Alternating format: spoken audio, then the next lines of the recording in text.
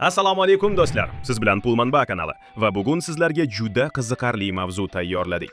O'zbekiston bozorida 2025 yilda 5 million so'mgacha olishingiz mumkin bo'lgan eng yaxshi smartfonlarni ko'rib chiqamiz.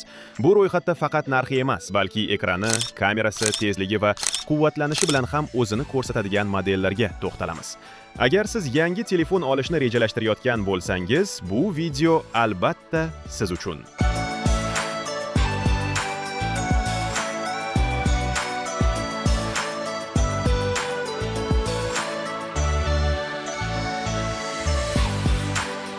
Birinchi o'rinda Redmi Note 14S turibdi. Bu telefon byudjet segmentidagi eng mashhur modellardan biri. AMOLED display, 120 Hz yangilanish tezligi bilan ko'zga juda yoqimli ko'rinadi.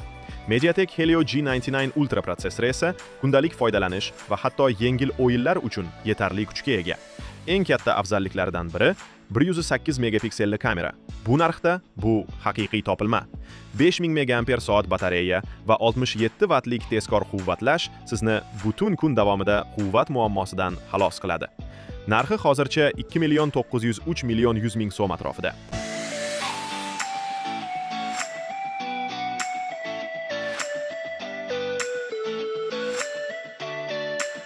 Keyingi smartfonimiz Samsung Galaxy A35. Samsungni tanlash uchun har doim bitta sabab bor. Sifat. 120 Hz Super AMOLED display ranglarni juda jonli va tiniq ko'rsatadi. Exynos 1380 protsessori bilan ishlash tezligi yaxshi darajada. 50 megapiksel asosiy kamera optik stabilizatsiya bilan jihozlangan, ya'ni videolaringiz titramaydi. 5000 mAh batareya va 25 watt quvvatlash bor. Ha, quvvatlanishi biroz sekinroq, lekin Samsung brendi ishonchli ishlashi bilan buni qoplaydi. Narxi esa taxminan 4,5 million so'm. Uchinchi modelimiz Realme Narzo 70 Pro. AMOLED ekrani 120 Hz bilan juda silliq ishlaydi. Dimensity 7050 chipi o'yinlar uchun ham qulay. Eng katta afzalligi Sony IMX890-500 megapiksel kamerasi. Bu juda kuchli optik sensor. 5000 mAh batareya va 67 watt tezkor quvvatlash bor. Narxi 4 million so'm. Agar siz ko'proq kamera sifatiga qiziqsangiz, bu telefon siz uchun. Keyingi smartfonimiz Poco X6. Poco brendi doimiy ravishda gamerlar va kuchli telefon izlovchilarga yoqadi. 120 GHz AMOLED display, 1.5 ga yuqori aniqlikda. Snapdragon 7S generatsiya 2 protsessori bilan ishlash va o'yinlar uchun zo'r variant.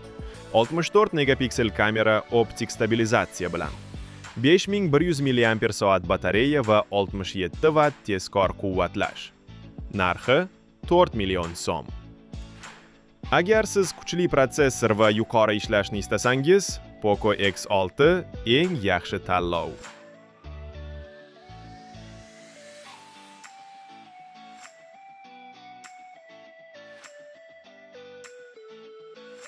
Va bonus sifatida yana bitta model Infinix Zero 45G. 144 GHz ekran AMOLED. Juda silliq ishlaydi. Dimensity 8200 protsessori juda kuchli, ayniqsa narxiga nisbatan. 64 megapiksel kamera va optik stabilizatsion. 5000 mAh batareya va 68 watt quvvatlash.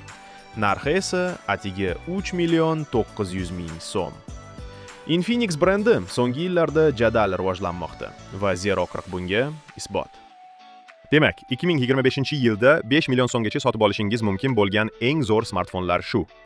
Agar sizga kamera kerak bo'lsa, Samsung yoki Realme. Kuchli protsessor xohlasangiz, Poco X6. Balansli variant sifatida esa Redmi Note 14S eng yaxshi tanlov bo'ladi. Qaysi telefon sizga yoqdi? Izohlarda yozib qoldiring. Yangi videolarni o'tkazib yubormaslik uchun kanalimga obuna bo'ling.